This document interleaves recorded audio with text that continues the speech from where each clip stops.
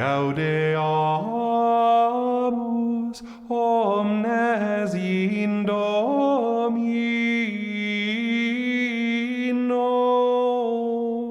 diem festum celebrantes, sub honore sanctorum omnium. Welcome to The Way of the Fathers. I'm Jim Papandrea. This podcast is a production of Catholic Culture. Sign up for our newsletter at catholicculture.org/newsletter. Today we continue our series on the Heresies with episode 15, Nestorius and Nestorianism. In the last episode, I talked about Apollinarius, who had tried to describe Jesus Christ in such a way as to argue that Jesus could not have sinned because he had no free will. In other words, his human nature was a nature without a will. And so Apollinarius proposed a Christ who was less than fully human. Naturally, this could not be acceptable, and it was declared a heresy. But the swinging of the pendulum continued, as there were those who not only responded to Apollinarius, but overreacted and tried to avoid or prevent one heresy by falling into another one. Of course, I'm talking about Nestorius and his followers. Nestorius rightly saw the problems with Apollinarius's Christology because it diminished the humanity in Christ. Apollinarius described a Jesus in which the divinity overshadowed the humanity and replaced or canceled out part of the humanity, specifically the human mind and will. But Nestorius, in trying to correct Apollinarius's blurring of the line between Christ's divinity and humanity, he overcorrected and went to the other extreme, proposing a radical separation between Christ's two natures, to the point where he seemed to be talking about two Christs, a divine one and a human one. Now, just like Apollinarius, Nestorius was himself a supporter of Nicene orthodoxy against Arianism. And just as Apollinarius had been so disturbed by Arianism that he invented a new heresy of his own, well, in the same way, Nestorius was so disturbed by Apollinarianism that he invented a new heresy as well. And in the year 428 AD, Nestorius became the Bishop of Constantinople. For Nestorius, the problem with what Apollinarius was saying was not only that it made Jesus less than fully human. Nestorius also worried that by describing the incarnation as a union of the human with the divine, that might somehow imply that the divine had changed. In other words, Nestorius was trying to avoid anything that might compromise the immutability or unchangeability of the divine nature. And it sounded like he was trying to protect Christ's divine nature from too much contact with humanity. And so he talked about the two natures of Christ in language that emphasized the separation of the natures, even to the point of saying that one could go through the Gospels and assign everything Jesus did and said to one nature or the other. Things that seemed human got assigned to his human nature, and things that seemed miraculous got assigned to his divine nature. Apollinarius was seen as blurring the line between the divine and human in Christ, with the divine overlapping and overshadowing the human, resulting in a diminished human nature. You might say too much unity between the human and the divine, and not enough distinction to preserve the integrity of each nature. Well, Nestorianism reacted against that, and rightfully so, but Nestorius went to the other extreme, proposing what will come to be seen as too much separation between the two natures.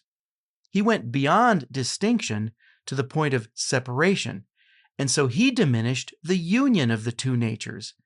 And in doing that, he actually did something similar to what Arius had done. Arius, had diminished the unity of the Father and Son, saying that the union of the Father and Son was only a union of wills. As long as the Son submits to the will of the Father, they are united. Nestorius did that same thing, but with the two natures.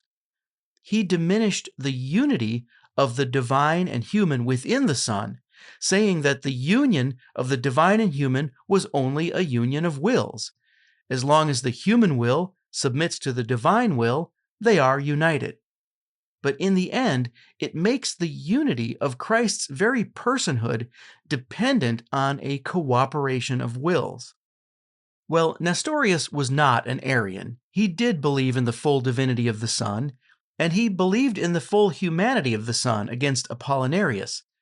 But when it came to the union of the divine and the human in the Incarnation, he emphasized distinction over unity, as if he had to protect divinity from humanity. Now, it's not entirely clear just how far Nestorius took this, and his followers after him may have pushed it farther than he ever did. And on top of all of that, there was also some confusion at the time over terminology. The problem is, Nestorius had never gotten on board with the Greek technical terms that the Cappadocians had clarified, that is, the Greek equivalents of the Latin terms for substance and persons. And even St. Augustine had remarked that it was difficult to translate between Greek and Latin on these issues. And that's partly because Greek is a more nuanced language, in the sense that Greek words often have a narrower range of meaning, but there are more Greek words to choose from when you translate. So it would be true to say that it's harder to do all this in Greek than it is in Latin. Steve Martin used to do a bit where he said, "Those French have a different word for everything." Well, it wouldn't be too much of an exaggeration to say, those Greeks have 5 different words for everything. So there was an element of things getting lost in translation here. But at the end of the day, when Nestorius talked about the two natures in Christ, it sounded like he was saying Christ was 2 persons. His way of writing about the 2 natures in Christ made people scratch their heads and ask, is he trying to make a 4-person Trinity? Father, divine Son, human Son, and Spirit? Well, I don't think he was, but it sounded like it, and in the end, he seemed to be splitting Jesus in 2. What's at stake here is that it sounded like Nestorius was saying Christ would have 2 personalities, a kind of double subjectivity in which the divine and human interacted in ways that, on the one hand, implied that the 2 natures could be at odds with each other, but on the other hand, made the very union of the 2 natures rely on the submission of the human will to the divine will. So just as Arianism had done with the Father and Son, so now Nestorius did to the person of the Son. He made the union of the 2 natures seem fragile and tentative. And ironically, he ended up doing exactly what he had criticized Apollinarius of doing. That is, he diminished the free will of Jesus, or at least the human Jesus. So, to summarize a bit, if the Trinitarian heresies like modalism and Arianism failed to correctly clarify the balance of unity and distinction between the persons of the Trinity, modalism had too much unity and not enough distinction, adoptionism and Arianism had too much distinction to the point of separation and not enough unity, well, now the Christological heresies had the same problem, but with the 2 natures within the person of Christ. Apollinarianism did not have enough distinction between the 2 natures, and therefore lost the integrity of the human nature. Nestorianism tried to protect the integrity of the natures by proposing too much distinction between the 2 natures to the point of a separation, making it sound like Jesus Christ had multiple personalities. Now, in case you're tempted to think that no layperson would care about this debate, it actually had very practical implications for the devotional life of every Christian. You see, the Church had a long-standing tradition of praying for the intercession of the Blessed Virgin Mary under the title of Mother of God. Now, the fancy Greek compound word for this, you may have heard it, is Theotokos, the God-bearer, that is, the one who bears or gives birth to God, or more precisely, the one who carried God in her womb. It probably originally comes from Elizabeth's greeting to Mary when Mary came to visit her.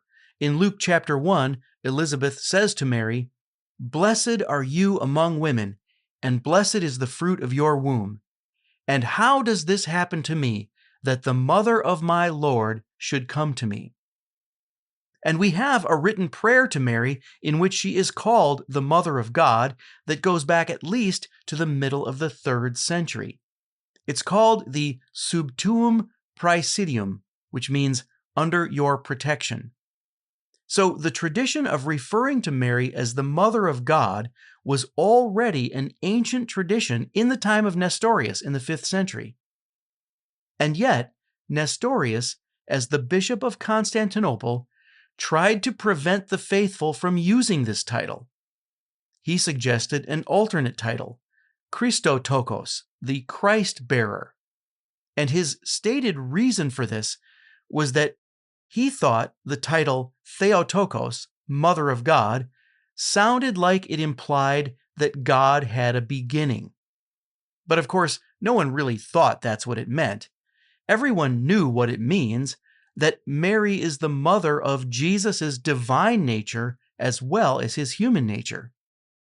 But Nestorius could not accept this mystery, the mystery of what we might call circumscribed divinity, that is, the divine nature of Christ, which is omnipresent, but paradoxically also contained within the womb of Mary. This is, in my opinion, one of the greatest mysteries of our faith. But Nestorius could not accept it. And again, he was thinking that he had to protect the divine nature from any suggestion of change or limitation. And so Nestorius taught that only the human nature of Christ was in Mary's womb. He said that the divine nature of Christ was never in Mary's womb. And there you have it, this separation between the divine and the human. Nestorius claiming that the two natures were so separate that they were not united in the womb of Mary, that only the human nature was ever in Mary's womb, not the divine nature. You can also see from this how the title Mother of God, like all the Marian doctrines, is at least as much about Christ as it is about Mary. In this case, it's about the unity of the divine and human in Christ. The divine Word acquired a human nature, and this happened in the womb of Mary. And the divine nature came to live a true and fully human life, beginning with his conception in Mary's womb. Because from the moment of the incarnation, which is his conception, the two natures are inseparable. The divine nature really comes to live in a human life, and the human nature is elevated and glorified by the union with the divine. Now, there's yet another doctrine here called the Communicatio Idiomatum, which describes the ways in which each of the two natures receives something from the other. And we won't take the time to unpack all of that in detail, except to say that Nestorius rejected that too. So, who were the church fathers who responded to Nestorianism, this separation of the two natures that compromised the integrity of Christ's personhood? There were two main church fathers who weighed in on this controversy, at least in terms of documents we still have, one in the West and one in the East. In the West, there was John Cassian, and he was actually called upon by the Bishop of Rome, by Pope Celestine, to refute Nestorius. The Pope commissioned him to write a document called 7 Books on the Incarnation of the Lord against Nestorius. But, like the Arian controversy, most of this controversy was going on in the East. The West had Tertullian, with his clarification of the Latin terms, the West had Novatian, who also clarified the relationship of the divine and human in Christ and the doctrine of the communicatio idiomatum. And by this time, the West also had St. Augustine. And to be fair, the West was also working in Latin, which is an easier and less confusing language. But in the East, there was the great theologian Cyril of Alexandria. He was Bishop of Alexandria from 412 to 444 AD, and he championed the title Mother of God for the Blessed Virgin Mary, because, as he pointed out, Mary is the mother of the whole person of Christ, including his divine nature. She is not the mother of half of Christ only. And so, Cyril of Alexandria wrote his famous treatise on the unity of Christ. And there he clarifies that the union of the divine and human in Christ must be a unity on the level of his very personhood, resulting in a singular person. And we call that the hypostatic union, which just means a personal union. The point being that Jesus Christ must be one person with a single personality. Otherwise, the Word never really did become flesh. So if Apollinarianism is not really an incarnation, but more of an indwelling, Nestorianism is also not really an incarnation, but some kind of juxtaposition, like oil and vinegar in a salad dressing jar. You can put them in the same jar and even shake them up, but leave them on the counter and eventually they will separate out because they just can't stay together. But the incarnation, the Word become flesh, is the real union of two natures. The divine Word truly acquires and comes to live a real human life in a complete human nature. Apollinarianism blurred the two natures and diminished the humanity. Nestorianism kept the two separate, which never allowed a permanent union. But the point is that if this is not an incarnation, then the Word never really became one of us. But he has to be one of us to save us, because, as we already know, what is not assumed is not saved. So, of course, Pope Celestine agreed with Cyril of Alexandria, because the concept of the hypostatic union was consistent with what was being taught in the West. And in fact, I should mention that often when you hear about differences between the West and the East in the early church, most of the time, Alexandria actually leans more toward the West. Now, in the earliest centuries of the church, the apologists and early theologians sometimes talked about the two natures by saying that the title Son of God is the name for the divine nature, and Son of Man is the name for the human nature. But by the 3rd century in the West, Novatian had corrected this. He said, you can't do that because actually both titles must refer to the whole person. And now we see why that was important to clarify, because whatever Jesus did and said, the whole person of Christ did that and said that. To be fair to Nestorius, in his critique of Apollinarius, he was right about two things. The incarnation is not just the divine Word putting on a human suit. And he was right that the person of Christ must have two wills. Two natures means two wills. But Nestorius was wrong to reduce the union of the two natures to just a cooperation of the two wills. The correct understanding of the two natures in Christ is that they are united in a way that is inseparable. They are united in a way that does not diminish the integrity of either nature, and yet the union does not result in a Jesus with two personalities. The hypostatic union is a union on the level of his very personhood. It is a personal union. He is a single person with a single subjectivity. And, although it will seem like a paradox, the hypostatic union results in the fact that the whole person of Christ, both natures, including his omnipresent divinity, were contained within the womb of his blessed mother Mary. Eventually, this controversy over the two natures of Christ and Nestorius's objection to the title Mother of God led to the Third Ecumenical Council, the Council of Ephesus, in the year 431, only about a year after the death of St. Augustine. Pope Celestine gave Cyril of Alexandria the authority to chair the council, and John Cassian attended as the representative of the Pope. But for some reason, the supporters of Nestorius were delayed in getting to Ephesus, and although Cyril waited as long as he could, many days in fact, they did eventually start without Nestorius's supporters. So, Nestorius refused to defend himself, trying in vain to delay the process, but eventually Nestorius walked out.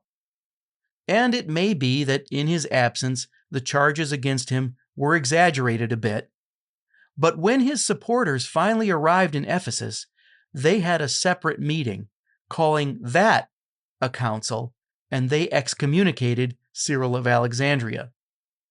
Well, it was then up to the emperor to decide which meeting was the real council, and for a short time he had both Cyril and Nestorius arrested and in custody.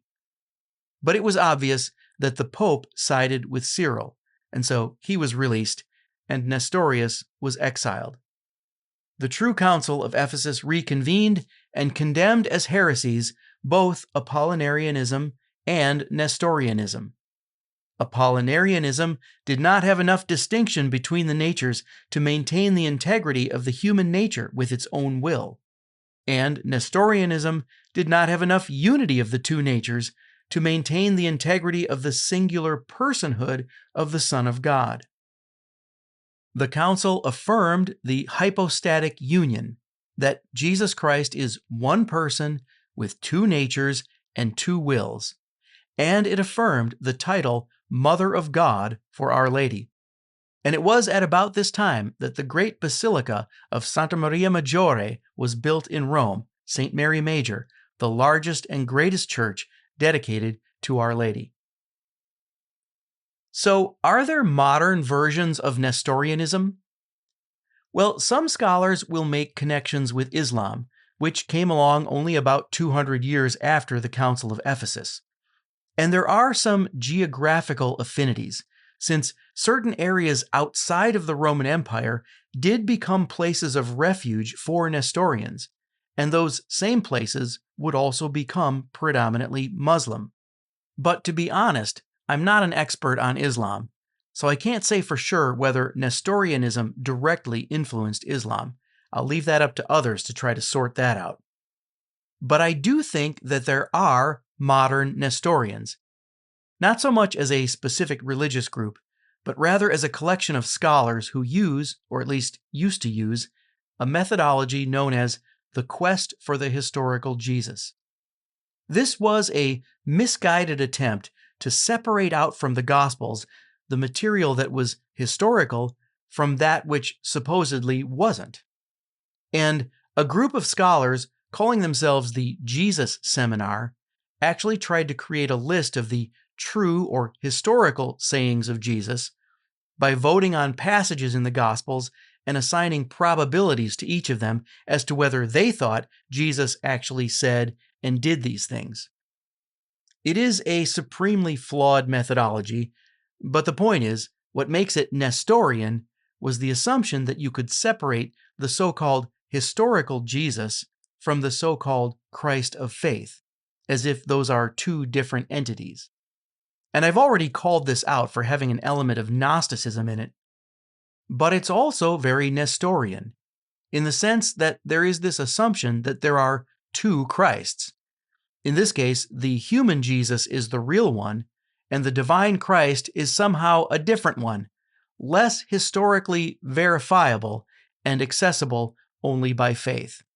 The point being that, like Nestorianism, the quest for the historical Jesus assumes that there are really two Christs, a human one and a divine one. When I was working on my PhD and going over all of this material, my professor used to say, Apollinarianism proposed a Christ who was the divine word in a skin suit. And that would be like putting a Corvette engine into a Ford Fiesta. This was before all the Fast and the Furious movies. Nestorianism proposed a Christ who was really two Christs. That would be like two guys in a horse costume. But of course, neither one is a good description of who Jesus Christ really is. And if you're following along with my superhero analogies, we could say that while Apollinarianism was like Iron Man, Nestorianism is like the Incredible Hulk, making Jesus into a kind of Jekyll and Hyde, two men in the same body. But more important than that are two very crucial implications for our faith today. The first is to reiterate the point that all of the Marian doctrines say at least as much about Christ and Christology as they do about Mary. For the present case, the doctrine of Mary's role and title as Mother of God affirms the divinity of Christ, as well as the unity of Christ's two natures. She did not just bring the humanity of Jesus into the world, she brought his divinity into the world. She brought the divine word into the world. And finally, all of this has clear implications for how we understand the beginning of human life. For since the Word became flesh at his conception, and therefore the life of Jesus was a human life from conception, can we say any less of any other human? We have to recognize the humanity of every person from the moment of conception, because if we don't, what would that say about the incarnation? To argue that a person is not a person from the moment of conception would be to imply that Christ was not a human from the moment of the incarnation. Next time on The Way of the Fathers, Eutyches and the Monophysites. Thanks for listening. De quorum solemnitate gaudent angeli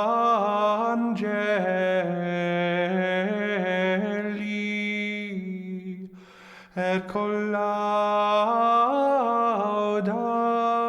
filium Dei. Way of the Fathers is a production of CatholicCulture.org. Check out our other podcasts, including Catholic Culture audiobooks, bringing to life classic Catholic writings. Criteria, the Catholic Film Podcast, featuring deep analysis of great films from a Catholic perspective. And the Catholic Culture Podcast, an interview show exploring Catholic arts, culture, and issues. You'll find all of this, as well as Catholic news, commentary, liturgical year resources, and much more at CatholicCulture.org.